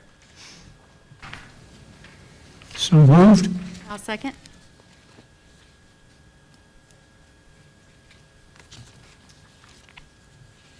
This is the calendar that received the most votes from our staff and our stakeholders. It was draft number 5. Okay. All righty. Any other discussion? Okay. Roll call. Mrs. Horvath, Yes. Mr. Siebert, Yes. Mrs. Bullock, Yes. Mr. Whiting. Yes. Thank you. Thank you. Next, I ask for the girls' basketball field trip approval. I'll move. I'll second. Yes, they are headed to Sandusky to the Cedar Point Sports Force for an overnight basketball tournament. It's in June. It begins on June 19th. Well, they're leaving on June 19th. Roll call. Mr. Siebert, Yes. Mrs. Bullock, Yes. Mr. Whiting, Yes. Mrs. Horvath. Yes. Thank you. Next, I ask for the board's approval of the cheer field trip as attached.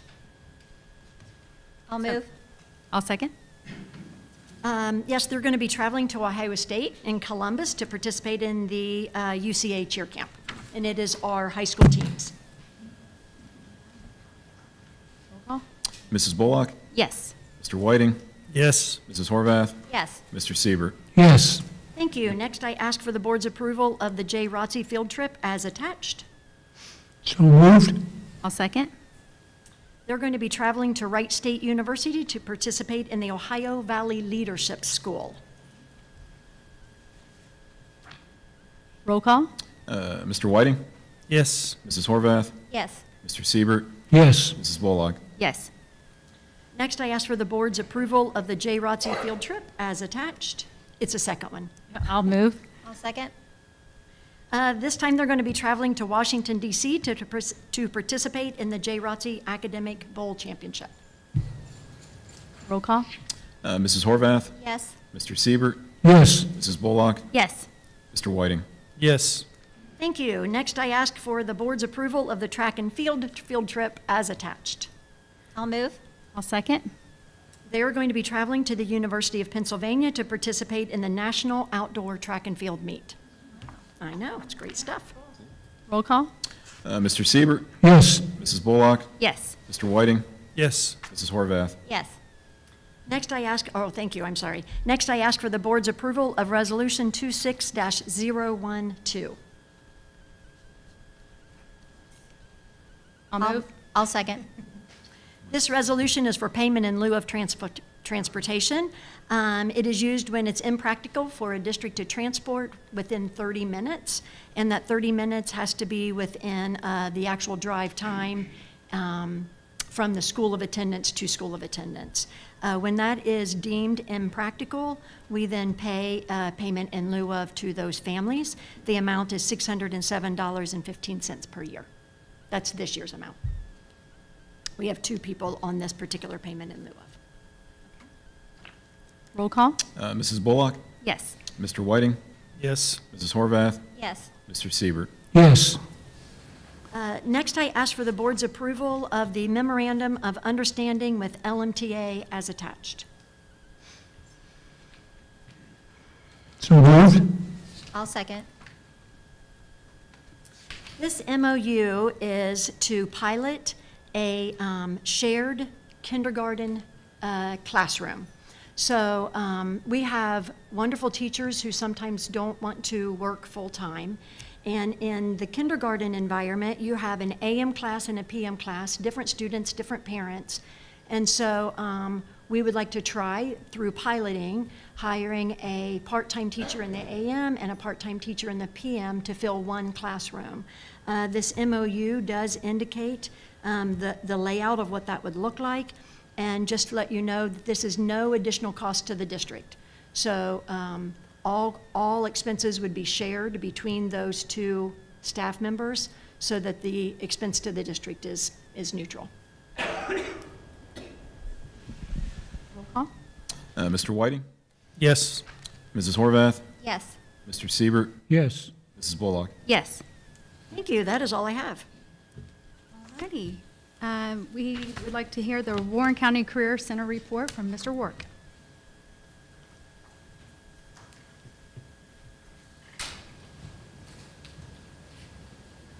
Thank you. Good evening. I have a few things to share. I had the privilege of attending the graduation for a program, one of the many programs the Career Center has, Project Search, which is an internship for young adults with disabilities to help get them in the workplace. And it's for 18 to 21-year-olds. So what actually happens is they forego taking their diploma, even though they've achieved all of the factors to graduate from high school. They forego that diploma to get into this internship, and that's why they graduated separately. And so there's 2 campuses, if you will, for the interns to go and learn. One is Otterbein, the retirement center, and the other is the county government seat. And they go through various jobs, and they get to learn about them. And a few times, they actually get attached to the jobs and get hired by either Otterbein or one of the county facilities. So a real great thing. And this year we had one Little Miami intern who graduated, Faith Stiles. Another program, and the Career Center has, I don't know how many, is the Little Miami Project Lead the Way. And the program recently competed in the Skills USA State Competition. Two Little Miami students, Charles Bloom and Nathan Dozier, placed fourth in the robotics competition centered around urban search and rescue. The Digital Media Arts Program, which is here at Little Miami, once again, one of the prongs of the Career Center, they competed in the Business Professionals of America competition, and Jared Vernesi of Little Miami earned a third place in his event. Also, out of the Digital Media Arts Program, two of the students, Quinn Malpin and Chloe Diss, they actually produced for the Career Center new lock screens and backgrounds to be used on all the Career Center computers throughout the whole district. Also, report on how the spending and revenue is going. The expenses are running higher than budget, but the main reason, well, the only reason for that is the Career Center decided to pay off the building by the Middletown Hospital that currently houses our medical programs. The first expansion that's going on will move those programs to the main campus, and we're hopeful to be able to sell that building. So we lump summed out of there, so that kind of jacked the expenses out of how we were tracking. That'll come back naturally because now we're in that building rent-free because we don't have to pay anymore. And at some point, we'll have the building sold and those folks will be moved back to the main campus. Also, it looks like the general fund is not going to have to underwrite programs that they have historically. And the big one, I think I mentioned to you a couple of months ago, but at the end of last fiscal year, the general fund had to put $400,000 into adult education because they had overspent by that much. So they embarked on a program to say, why did that happen? And they made some changes in purchasing and duplication and all those kinds of things. And we're just about coming up to the end of the fiscal year, and as it stands right now, the adult education program is in the positive. So that would equate to at least $400,000 of savings. I think that's the kind of stuff that school districts need to pay attention to because we don't know what's coming with the funding.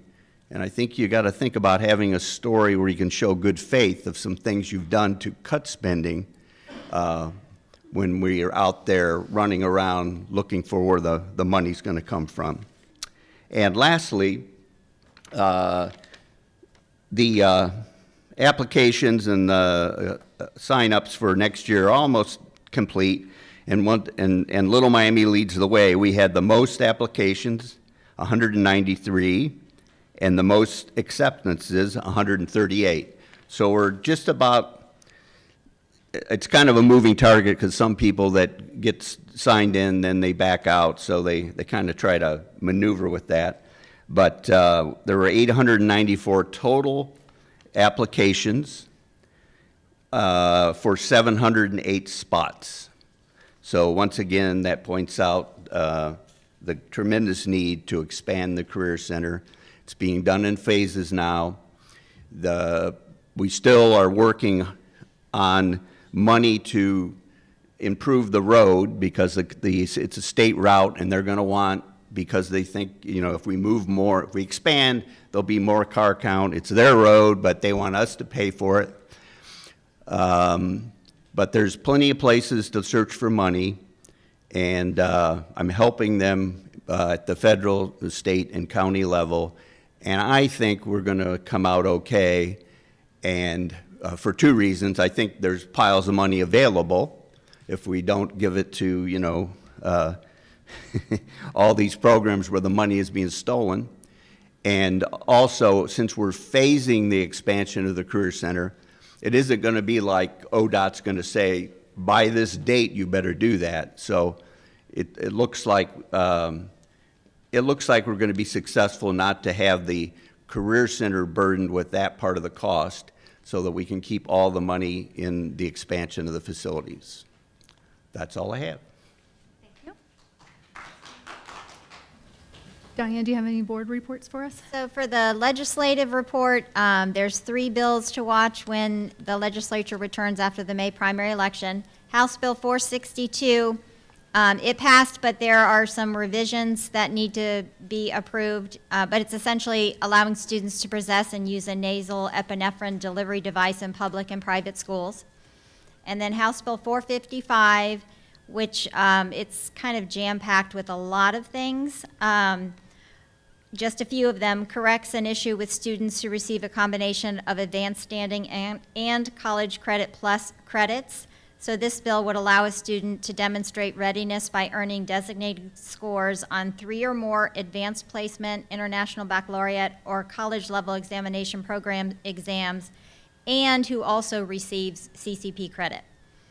It revises the state report cards graduation component by creating 4-year and 5-year program IEP who have satisfied the conditions for a high school diploma but opted not to receive a diploma and are still receiving services. And there's a whole host of other things that are in this bill. So it's worth looking at, House Bill 455. And then finally, Senate Bill 19, recently amended, expected to receive some additional amendments. It removes the mandated use of math improvement monitoring plans and changes the requirement from 7th grade to 6th grade for students who achieve accomplished or advanced on the Math Ohio State test to be enrolled in Algebra 1 in 8th grade, and requires the Ohio Department of Education to request a waiver from the U.S. Department of Education to allow for the use of end-of-year nationally norm-referenced assessments in lieu of standards-based assessments for federal and state accountability purposes.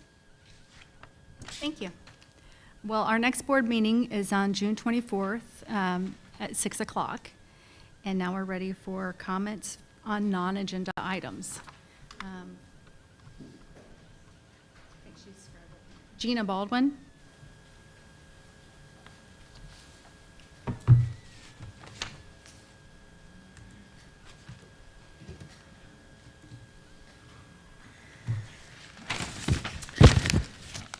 So my non-agenda comments. First of all, I'd like to thank all the people who took the 8th graders to Washington, D.C. My son had a wonderful time. I heard great things from lots of other parents, from other kids as well. So I know it's a tough job. I can't even imagine. Second, I'd like to just kind of reiterate what I talked about with RFPs. If we did more RFPs, it would reduce a lot of, it could help alleviate some of the frustrations people have with where our money's being spent, and it might not have eliminated the situation we ended up with the buses, but it at least would have brought about more conversations with it. Lastly, well, sort of lastly, we had a couple people come in during the agenda comments and talk about things that weren't even on the agenda. I'm not sure where they're getting their information from.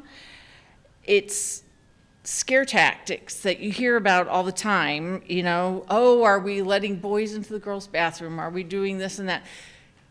That's not happening in our schools. We're in a very conservative district. Our schools all have these things saying, be respectful, be responsible, be a problem solver. I don't see that as being any kind of liberal agenda that people are concerned about. Rumors are being said as fact. They're almost urban legends. I've heard people say, oh, there's litter boxes in the bathroom for people that are furries, and there's not. I've had 3 kids go through the schools. What there is an allowance for kids to go through the things they go through. All students go through a confusing season. may have nothing to do with LGBT. Anyway.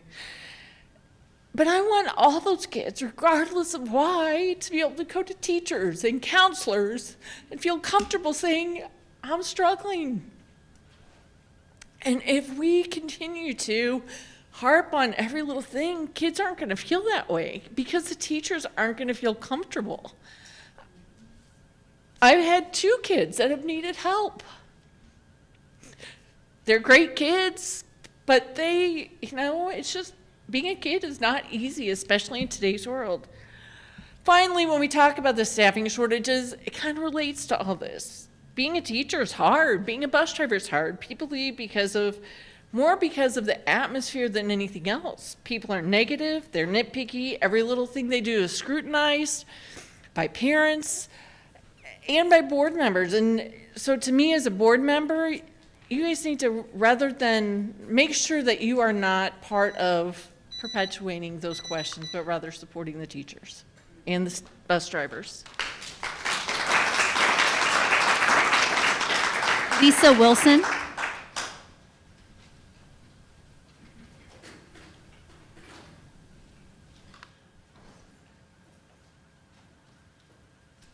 Lisa Wilson, 22 and 3. First, welcome. Secondly, I think that we would be remiss if we didn't understand or note that there is an attack on public education.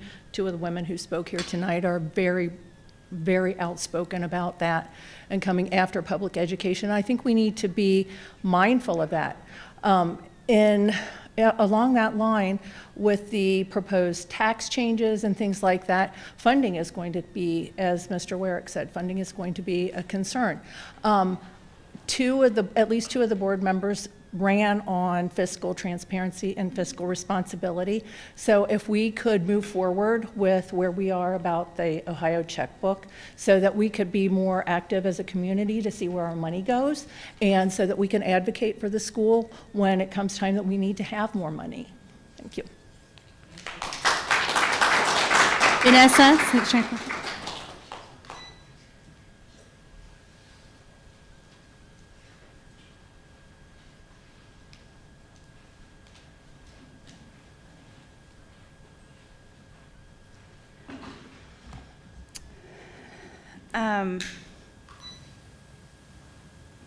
There's been a lot to unpack tonight. I said that before. I do think it is important to note that people who came to the microphone saying that you should listen to them because they pay state and federal taxes left. They didn't even care enough about what's going on in our district to stay for the whole school board meeting. So maybe they should at least sit through the whole thing to make it at least seem like they care more than they actually do. I'm wondering where our school board president is. I know you said that it was a planned absence. I don't believe last month's was a planned absence. That now marks 2 meetings he has missed. If he misses the regular meeting in June, that would put him at risk, according to Ohio state law, to be removed from the school board for absence and dereliction of duty. There have been a lot of rumors going around the community. I don't want to speak to those. I would encourage people to give some people grace for any situations they may be going through, family struggles, health concerns, financial hardship, whatever may be happening behind the scenes. Those things are real. And I don't think that none of that should become public entertainment. But I do think it's important to note that public office comes with public responsibilities. Questions about residency, attendance, the ability to continue serving. They're not private matters because they directly affect the functioning and stability of the district. We actually had a couple of votes tonight that were decided 2-2 because we did not have our 5th member. We operated March without a full board. We operated April without a full board. And now here we are in May, and because of an absence, we still do not have a full board. As we've shown here tonight, there were important things being discussed. Major contracts that upset a huge segment of our staff so much that they left the room after it was decided. And we don't have a full board. Where is our full board? There were people questioning the actions of Judge Kirby. Those questions need to be directed to Judge Kirby because this board, less Mr. Whiting, who's new here, sorry, you're being lumped in unfairly, couldn't do it on their own. And according to state law, then it goes to Judge Kirby.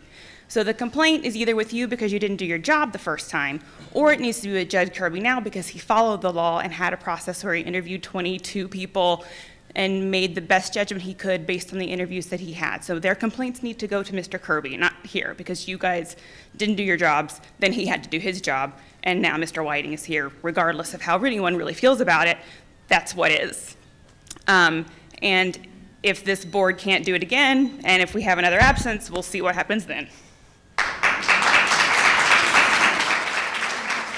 Amanda Van El.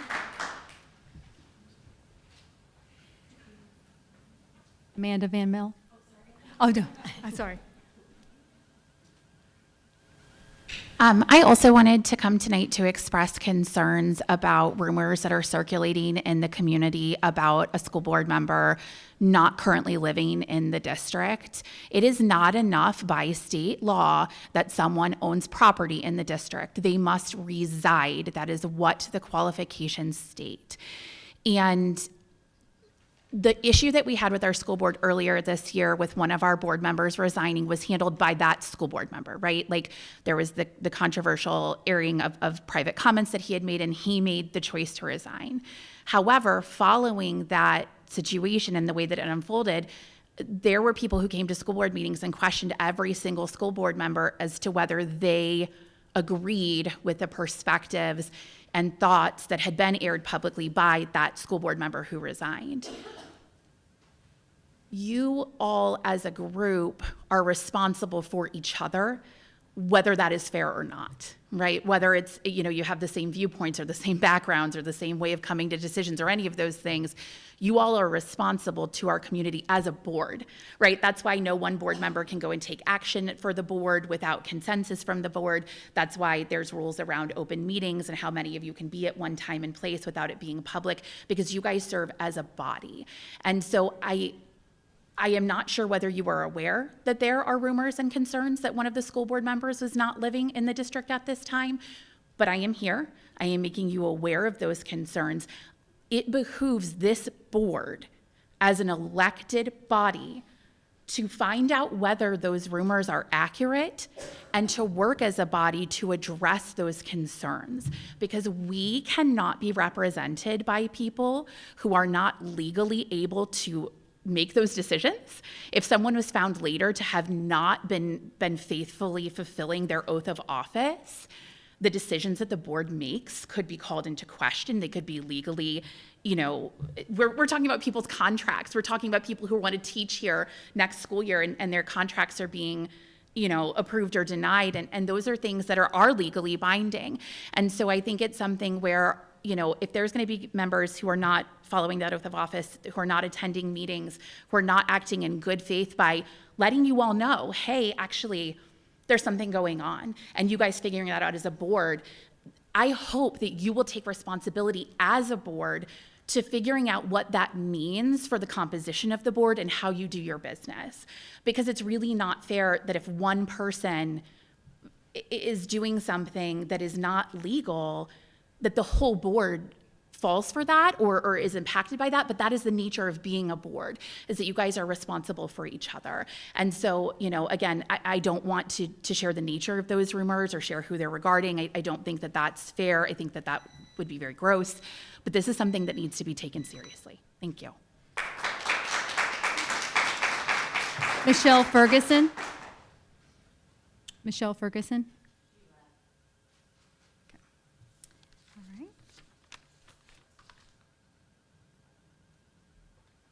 Now we're going to be heading into executive session, and this is due to conferences with the public body attorney concerning pending or imminent court action by Division G3 of Section 121.22 of the Revised Code. Court action is pending if a suit has been commenced. Court action is imminent if it is on the point of happening or impending.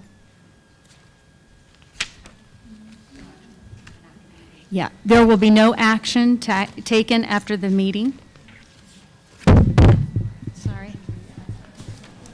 So you're free to go if you would like. You don't have to wait. Point of order. There has been no motion and then no vote on this. This is not right. You're going to have a motion and a vote.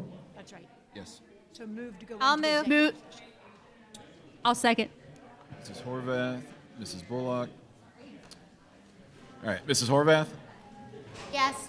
Mr. Siebert, Yes. Mrs. Bullock, Yes. Mr. Whiting. Yes. Thank you.